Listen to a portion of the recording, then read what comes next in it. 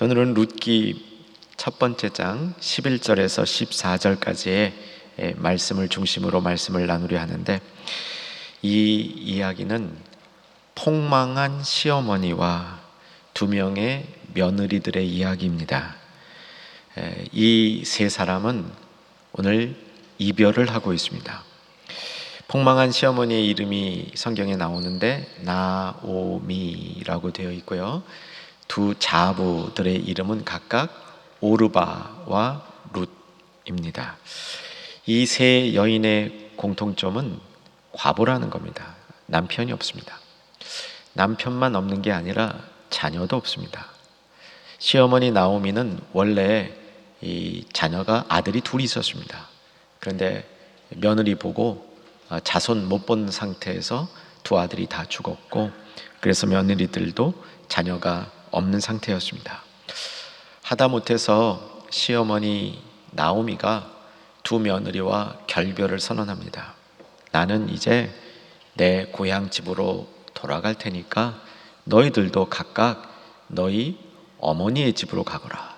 왜 아버지의 집이 아니라 어머니의 집으로 되어 있는지 잘 모르겠습니다. 어쨌든 헤어지자라고 이야기를 하고 있는 것이죠. 그럼 이 이야기가 도대체 어떻게 된 건지 룻기 첫 장 1절을 보면 상황을 파악할 수 있는데, 우리 본문과 같은 페이지에 있으니까 1절을 한번 참고해 주시고요, 제가 1절을 읽어드리겠습니다. 사사들이 치리하던 때에 그 땅에 흉년이 드니라.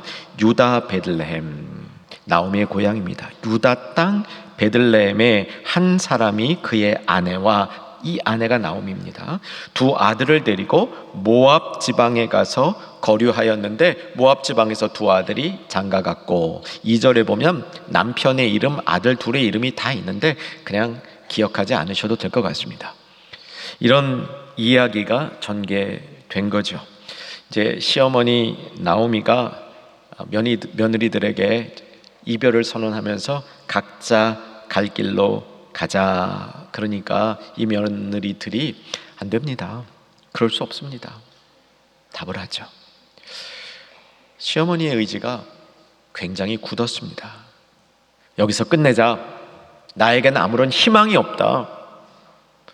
그 당시에 희망이 있으려면 재산이 좀 있는 것뿐만 아니라 자녀를 이어갈 수 있는 소망이 있어야 됐었습니다. 여러분, 형사취수라는 제도를 아시죠? 이것은 이제 그 큰 아들이 죽거나 아들이 죽으면 그거를 동생이 형수와 결혼을 해서 결국 가문을 이어가기 위한 방편이었습니다. 이제 그런 소망이 나에게는 없다. 나는 이미 나이가 많아서 그런 일을 할 수 없다. 나오미가 고백을 하는 거죠. 오르바 큰 며느리는 결정을 합니다. 시어머니의 마음이 아주 단단해 보였거든요. 헤어지자 그러고 먼저 입맞춤을 합니다. 작별 인사를 한 거죠. 그러니까 오르바도 큰 며느리도 어머니에게 입맞춤을 하면서 작별하겠습니다 라고 결정을 하는데, 그러지 않은 며느리가 하나 있었습니다. 둘째 며느리 룻이죠. 이 룻은 어머니가 작별의 입맞춤을 하는데도 자신은 절대로 그럴 수 없다고 선언을 합니다. 14절을 한번 보시면요, 14절 같이 한번 읽으시겠습니다. 그들이 소리를 높여 다시 울더니 오르바는 그의 시어머니에게 입맞추되 룻은 그를 붙쫓았더라. 뒤에 한번 본문 뒤로 조금 넘어가서 16절도 봤으면 좋겠습니다. 16절 읽겠습니다. 룻이 이르되 내게 어머니를 떠나며 어머니를 따르지 말고 돌아가라 강권하지 마옵소서. 어머니께서 가시는 곳에 나도 가고 어머니께서 머무시는 곳에서 나도 머물겠나이다. 어머니의 백성이 나의 백성이 되고 어머니의 하나님이 나의 하나님이 되시리니. 이 장면에서 첫째 며느리 오르바는 보통 사람이었습니다. 그런데 둘째 며느리 룻의 반응은 보통 이상이었죠. 어쩌면 오르바의 모습을 통해서 룻이 얼마나 어머니를 사랑하고 효심이 강한 사람이었는지를 보여주고 있는데, 사실은 오늘 본문이 보여주고 있는 이 이야기는 단순한 한 여성의 효심 이야기만은 아닙니다. 이 효심의 중심에 언약이 있었다는 사실을 가르쳐 줍니다. 그리고 언약을 중심으로 사람들이 결속이 되어 있을 때 그 결속된 가정은 어떠한 고난도 이겨내고 결국 하나님이 기뻐하시는 축복을 온전히 받을 수 있는, 그리고 사람들이 기대하는 축복의 양보다 훨씬 더 많은 축복을 받는 이야기가 룻기 전체에 담겨 있는 겁니다. 여러분, 영어 표현에서 남녀가 결혼을 하면 부부가 되죠. 사실 혈연 관계가 아닙니다. 이렇게 부부가 됐을 때 양쪽 가족들도 관계가 형성이 되는 거죠. 예를 들면 며느리와 시부모, 남편과 장인, 장모, 그리고 그 주변 형제들과도 관계가 형성이 됩니다. 영어 표현에서는요, 이거를 in-law라 그래요. 법적으로 어머니, 법적으로 아버지, 이렇게 표현을 하는 거죠. 이것은 어떤 의미가 있냐면 혈연 관계가 아니지만 부부 사이에 맺어진 결혼의 약속을 중심으로 그 가족들도 일종의 큰 의미의 약속 관계 이루어진다는 겁니다. 하나님을 믿는 사람들에게는 이게 보통 약속이 아니고 언약의 관계가 맺어지는 겁니다. 남편이 죽은 상태에서 룻과 시어머니 나오미는 연결의 끈이 끊어진 겁니다.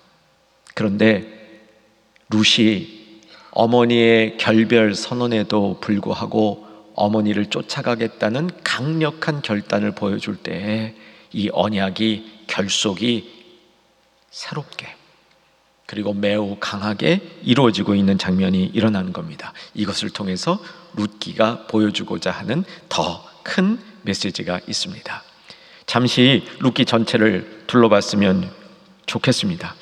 오늘 본문의 말씀은 어버이 주일날 자주 선포되는 말씀인데 이것은 룻기의 시작 부분입니다. 룻기의 시작은 사실 그렇게 나쁘지 않았습니다. 나오미는 베들레헴 고향에서 제법 괜찮은 집안의 여인이었던 것 같아요. 결혼했고 아들 둘 낳았습니다. 그런데 웬일입니까?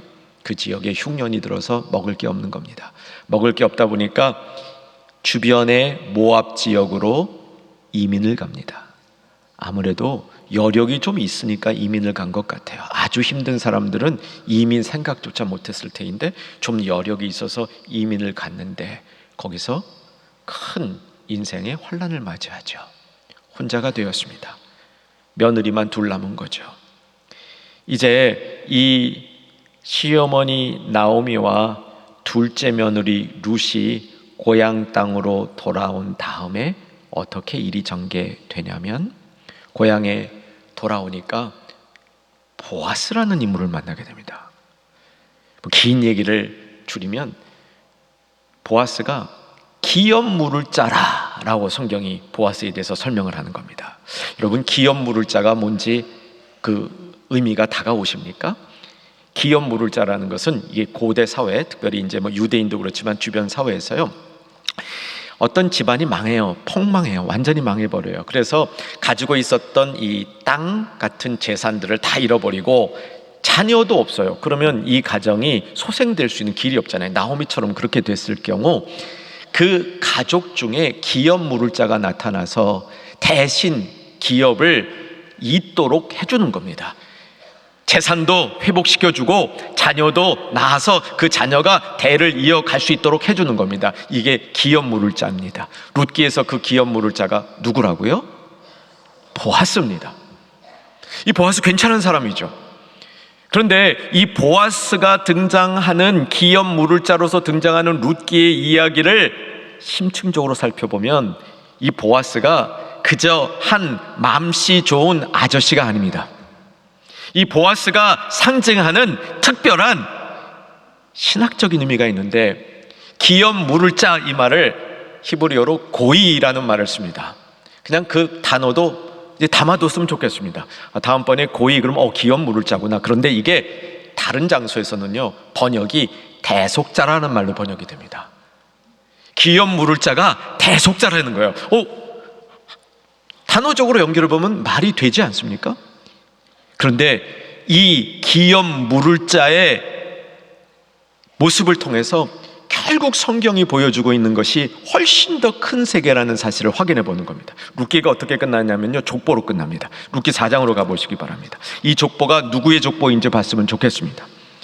이 족보는 4장 12절을 보면 누구의 족보인지 확인이 되고요, 18절을 보면 그 족보가 더 구체적으로 누구의 족보인지 발견이 되고요, 21, 22절에 보면 다소 충격적인 족보로 끝납니다. 자, 12절을 보면 같이 한번 읽지요. 읽으십시다. 여호와께서 이 젊은 여자로 말미암아 내게 상속자를 주사 내 집이 다말이 유다에게 낳아준 베레스의 집과 같게 하시기를 원하노라 하니라. 이 내용 조금 이따가 설명해 드립니다. 여기 지금 베레스가 등장하죠. 그리고 18절로 가면 베레스의 계보는 이러하니라. 베레스가 자녀를 낳아요. 근데 이제 21절로 가보면 살몬이 등장합니다. 자, 21, 22절 읽어보십시다. 시작. 살몬은 보아스를 낳았고 보아스는 오벳을 낳았고 오벳은 이새를 낳고 이새는 다윗을 낳았더라. 결국 다윗에게로 족보가 연결되는 겁니다. 12절의 시작은 유다였습니다. 야곱의 12아들 중에 유다, 예수님이 어느 지파 소속이죠? 유다 지파이죠. 그 유다가, 그러니까 예수님의 가문에 대한 이야기가 쭉 나오고 있는 겁니다. 베레스를 거쳐서 보아스를 거쳐서 이새를 거쳐서 다윗에게 연결되는 이 가문의 역사를 보여주는 겁니다. 무슨 얘기냐면 보아스의 가문도 끊어질 뻔했습니다. 나오미와 룻의 가정도 후사가 없었습니다. 그런데 하나님의 대속의 계획과 역사를 따라서 보아스는 룻을 통해서 상속자를 얻었고, 그 상속자가 오벳이 되었고, 이 오벳이 다윗의 할아버지인 겁니다. 여러분, 우리는 이 역사를 통해서 이제 오늘 살피려는 이 본문은 한 여인의 효심, 룻이라는 한 여인의 효심이 그냥 인간적인 어머니, 시어머니에 대한 그러지 않아도 되는 충성심과 사랑을 보였을 때 하나님이 축복한다는 이야기보다 훨씬 깊은 의미가 담겨 있다는 겁니다. 만약에 이러한 룻의 어머니를 향한 사랑과 효심이 언약의 바탕을 둔 것이라면, 그래서 그 언약의 축복이 작동한 것이라면, 이것은 한 가문이 살아나는 것을 넘어서서 민족이 살고 나라가 살고 온 인류가 사는 역사를 일으키는 사건이 되는 겁니다. 다윗의 후손에 누가 나십니까? 예수님이 나는 것 아닙니까? 그 예수님의 탄생을 미리 준비하는 그 예수님께서 고이 기업 물을 자 대속자로 오셔서 망가진 인생들을 살리시고 끊인 대를 이어서 하나님의 축복이 이어져 가게 하는 역사를 이루실 그 예수님의 탄생을 미리 보게 해주고 있다는 사실이죠. 이것이 룻기 전체의 교훈이라고 볼 수 있습니다. 이제 붙쫓았더라, 이 말의 의미를 같이 한번 살펴볼 수 있기를 바랍니다. 붙쫓았더라. 이 히브리어 표현은요, 아마 아이들 말로 바꾸면 껌딱지처럼 붙어있더라, 이렇게 이해할 수 있습니다. 딱 붙어있는 거, 딱 붙어있는 거. 붙쫓았더라, 붙쫓았더라. 웬만해서는 뗄 수 없는 관계라는 거죠. 어휘를 전문으로 하는 전문가들은 이 표현 속에는 얼마나 강한 접착을 보여주는 것인지 악교로 붙여놓은 것처럼 뗄 수 없더라, 이렇게까지도 해석하는 분들도 있습니다. 이 단어가 오늘 이 자리에서 쓰이고 있다는 사실을 우리 성도님들 마음속에 잘 담아두고요, 룻기 붙쫓았더라. 그로부터 언약의 결속이 나오미와 룻 사이에 이루어졌을 때, 그때 하나님은 놀라운 일들을 펼쳤더라, 이걸 기억해 주실 때, 붙쫓았더라는 단어가 이 자리 말고 또 다른 한 곳에서 아주 잘 쓰이고 있는데 그 자리가 어디냐면 에덴 동산입니다. 에덴 동산에서 하나님이 아담을 만들고 하와를 지으셔서 둘을 상견례시키시고 부부 삼으셨죠. 둘을 부부 삼았을 때 뗄 수 없다, 뗄 수 없다 선언하셨습니다. 그게 요 붙쫓았더라 같은 말입니다. 자, 정리해 봅시다. 붙쫓았더라는 것은 언약이 이루어지는 것을 보여주는 용어라고 볼 수 있겠습니다.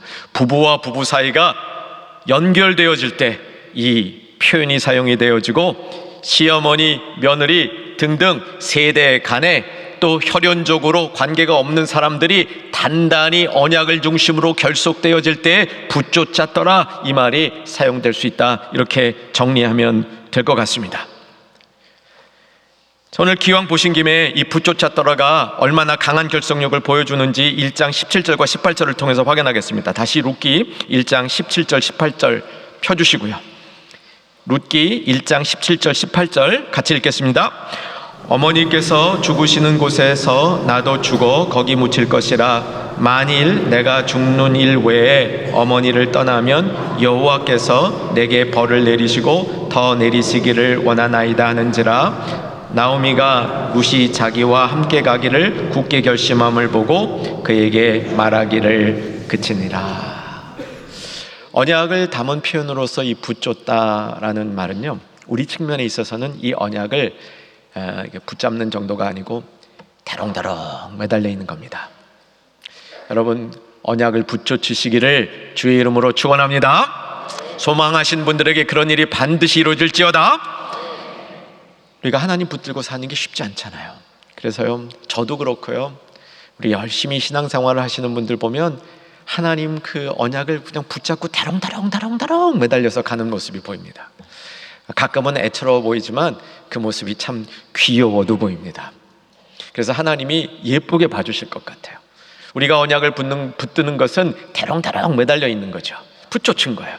그런데 그럴 수 있는 이유는 하나님의 강한 손이, 그의 큰 손이 우리를 붙잡고 계시기 때문입니다. 그래서 우리가 붙여줄 수 있는 것이죠. 그렇게 보니까 붙잡는다는 관계는 일방적인 관계가 아닌 겁니다. 상호 의존적인 관계인 겁니다. 한 사람이 일방적으로 껌딱지처럼 붙여가는 것이 아니라 상대가 그것을 같이 붙잡아주면서 이끌어가는 관계가 붙잡는 관계의 모습이라고 할 수 있겠습니다. 언약 관계에 있어서 붙잡는 관계는 특별히 부부 사이에, 혈연 관계가 없는 부부 사이의 결속을 설명해주는 단어이고요, 동시에 세대 간의 결속을 표현해주는 단어가 붙잡는 단어, 붙잡는다라고 말할 수 있겠습니다. 사랑하는 여러분, 이 모든 관계는요, 상호 의존적인 관계가 좋은 겁니다. 일방적인 관계는 성경적으로 지향하는 관계가 아닌 거죠. 이 신약 성경에 보면 서로라는 표현이 많이 나오는데 이것이 언약 관계를 설명하는 표현입니다. 각자이지만 각자 도생하는 것이 아니고 각자가 서로 연결되어져서 서로를 지지해주는 모습으로 서 있는 것이 성경이 말하는 좋은 관계의 모습입니다. 상호 의존적이라고 그러죠. 이렇게 서로가 기대고 있는 모습이죠. 서로가 의존하고 있는 그런 모습이죠. 이것을 붙쫓았더라라는 단어 속에서 그 강한 결속을 보여주기 위해서 사용되고 있는 겁니다. 오늘 어버이 주일입니다. 우리 어버이들이, 부모님들이 자녀를 키우고 양육하시느라고 참 많이 수고하셨습니다. 여기 지금 아직 결혼하지 않은 세대들도 같이 예배를 드리고 있는데, 이 결혼하지 않은 세대들 경우 역시 부모님들의 사랑을 받으면서 또 부모님들과 함께 평생을 살아가야 되는 그런 이 인생의 여정 가운데 있습니다. 저는 오늘 이 말씀을 잘 묵상하면서 우리 사랑하는 충현의 가족들과 함께 이 부모와 자식과의 관계가 일방적인 관계가 아니라는 사실을 선포해 드리고 싶습니다. 붙쫓았더라. 이 단어 속에 있는 상호 의존 관계가 부모님과 자녀들 사이에 나타나고 이루어야 될 평생의 관계를 설명하고 있는 단어라고 확신합니다. 자녀가 어릴 때에는요, 부모의 책임이 큽니다. 그때는 정말 붙쫓는 것이 이 자녀가 부모의 이 품 안에 있는 거죠. 부모의 그 양육권 안에 있는 겁니다. 오늘 같이 예배를 드리면서 특별히 우리 부모로서 아마 여기 예배 드리는 부모님들 중에는 그런 분들이 있어도 극소수일 겁니다. 없기를 바라고요. 자녀 양육에 참 무책임한 부모들이 간혹 있습니다. 요즘 젊은 세대들은 별로 없어요. 근데 이제 저희 세대, 윗세대들 보면 그 시대의 어떤 그 환경 속에서 자녀들에게 책임 없게 자녀를 키우는 부모님들이 가끔 있습니다. 혹 자신의 그런 모습을 어버이날, 부모 이 기간 동안 돌아보면서 그런 모습이 있다면 자녀들에게 미안했다라고 얘기할 수 있는 성령의 감동이 있기를 소망합니다. 혹 자녀로서 기억 속에 부모님이 나에게 꼭 필요한 것을 그것조차도 제공하지 않아서 상처가 있는 분들이 계시다면 그 상처는 굉장히 깊습니다.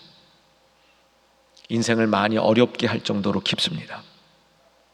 그 상처도 어버이주를 지키는 우리 충현의 가족들에게 성령의 도우심으로 그 상처의 기억들이 바뀔 수 있기를 소망합니다. 그 상처의 기억들이 성령의 도우심으로 좋지 않은 기억에서 깨달음의 기억으로 바꾸어질 수 있기를 소망합니다. 상호 의존적인 붙쫓는 관계가 이것은 개인의 삶뿐만 아니라 이것을 통해서 하나님의 역사가 이루어지기 때문에 우리 그 가정 가운데 이런 결속의 언약의 관계가 분명히 세워져야 하기 때문이죠. 성인이 되어지게 되면 부모와 자녀는 함께 걸어가는 정말 인생의 동반자 관계에 있다고 보여줍니다. 저는 성경에서 이 아버지와 아들과의 관계를 가장 멋지게 보여주는 그 모델 중에 하나가 다윗과 솔로몬이라고 봅니다. 특별히 솔로몬이 타락하기 전에 솔로몬은 왕위에 오르면서 다윗을 존경했습니다. 힘있고 능력 있는 아버지로서만 존경한 게 아닙니다. 솔로몬은 다윗이 섬겼던 하나님, 다윗에게 하나님을 섬기는 마음이 있었는데 그 마음을 보니까 정말 나도 그 마음을 갖고 싶어졌던, 솔로몬에게는 그런 거룩한 소망이 있었습니다. 그리고 다윗에게 역사하셨던 하나님의 역사가 자신에게도 일어나기를 바라는 열망이 있었습니다. 솔로몬에게 그런 마음이 있는 동안 솔로몬은 훌륭한 왕으로서의 통치를 계속할 수 있었습니다.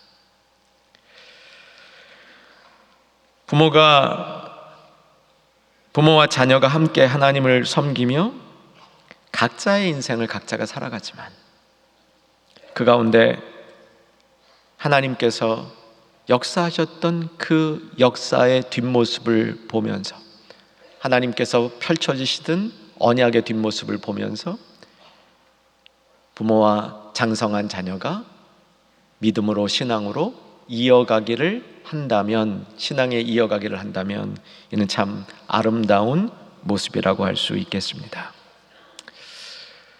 부모가 늙으면 반대로 자녀가 부모를 이해하고 계속 존경하는 마음을 버리지 않을 수 있어야 됩니다.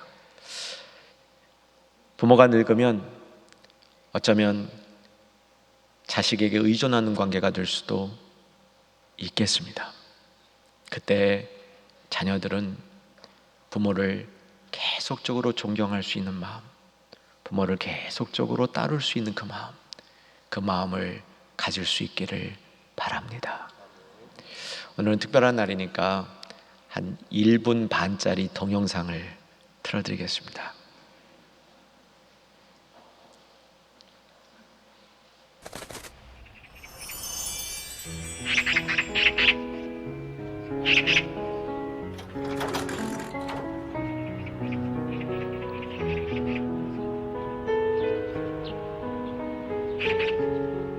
얘야, 저 새가 무슨 새냐? 까치요.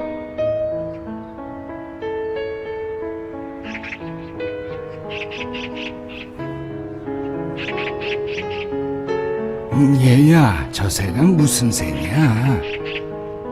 까치라니까요.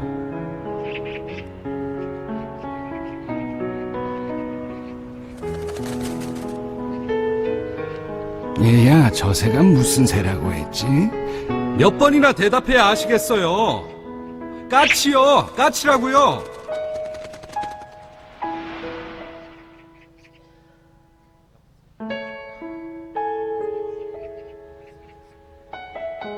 아범아, 너는 어렸을 때 저게 무슨 새냐고 100번도 더 물었다.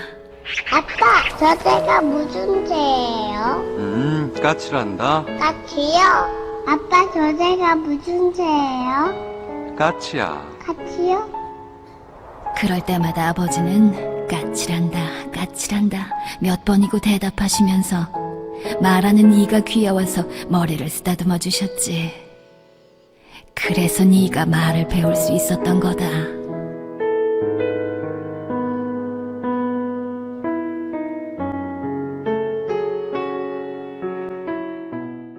이제 말씀을 정리하겠습니다. 우리가 오늘 꼭 기억해야 될 언약의 기초적인 언어가 붙쫓았더라입니다. 붙쫓았더라는 강력한 결속을 보여주는 단어입니다. 이 결속을 통해서 이 세상의 환난의 문제들이 해결이 될 뿐만 아니라 하나님이 계획하신 원대한 구속의 사역이 진행된다는 사실을 우리 기억했으면 좋겠습니다. 붙쫓았더라라는 단어 속에는 상호 의존적인 그 의미가 담겨 있습니다.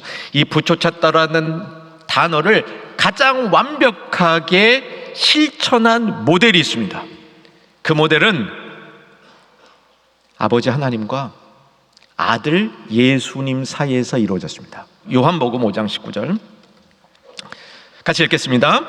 그러므로 예수께서 그들에게 이르시되 내가 진실로 진실로 너희에게 이르노니 아들이 아버지께서 하시는 일을 보지 않고는 아무도 스스로 할 수 없나니 아버지께서 행하시는 그것을 아들도 그와 같이 행하느니라. 예수님께서 하신 일은 아버지의 뜻 그 마음을 그대로 행한 것이라고 얘기해 주고 있습니다. 성령님은 어떻습니까? 보혜사 성령님께서 이 땅에 오셔서 한 일은 예수님이 하신 일을 똑같이 하셨다라고 얘기합니다. 같은 요한복음 16장 13절 말씀 역시 자막으로 봅니다. 요한복음 16장 13절 같이 읽겠습니다. 그러나 진리의 성령이 오시면 그가 너희를 모든 진리 가운데로 인도하시리니 그가 스스로 말하지 않고 오직 들은 것을 말하며 장래의 일을 너희에게 알리시리라. 성령님은 들은 것, 아들로부터 아버지로부터 들은 것을 말한다라고 얘기해 주고 있습니다. 사랑하는 여러분, 삼위 하나님의 이 결속처럼 삼위 하나님이 하나가 되신 것처럼 우리의 인생에서 누군가 그런 결속이 이루어질 수 있기를 소망하시기 바랍니다. 부부 사이에 이루어지고 한 세대와 다음 세대 사이에 이루어지고 이 결속을 통해서 하나님은 하나님의 구원 사역을 이 땅에 베푸실 겁니다. 언약을 붙들고 언약 관계를 세상에서 더욱더 충실하게 이루어가는 우리 모두가 되기를 주의 이름으로 축원합니다.